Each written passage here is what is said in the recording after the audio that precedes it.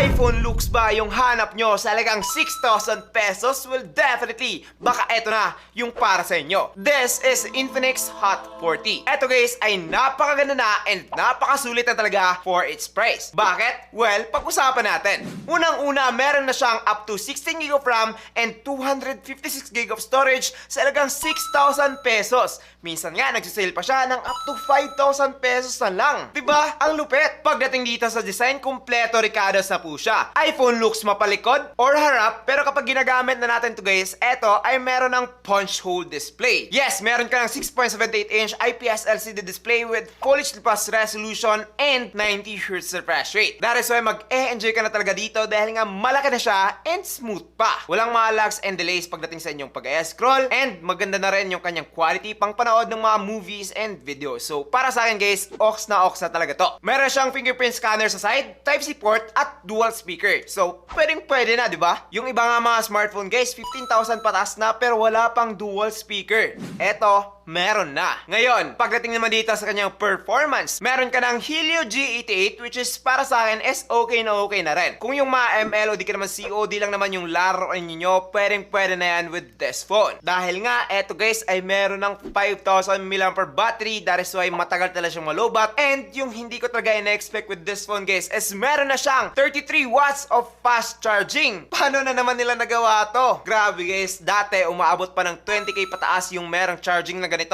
Pero ngayon, 6k lang meron na. Ang bilis na nito guys, kaya naman para sa akin kung ikaw ay nagmamadali, perfect na ang charging nitong phone nito. Ngayon, pag-usapan naman natin yung kanyang camera. Pagdating dito guys, meron ka ng 50MP triple camera and 32MP selfie camera. Yes, napakalupit na talaga ng kanyang cameras dito guys, kaya naman makakakuha ka na ng magagandang larawan and even videos with this phone. Syempre, wag din tayo masyadong ma-expect na mala iPhone talaga siya, pero para sa guys, ganun na ganun talaga yung vibes nitong phone to. Napaka-natural, napakaganda ng kanyang resolution, and overall, perfect na talaga siya for its price. That is why kung naghahanap ka na isang budget phone na nagmumukha ng iPhone and pwede na for its price, well, definitely check out this Infinix Hot 40. Hot na talaga siya ngayon and bagong-bago pa to. That is why, check nyo na lang sa Yellow Basket.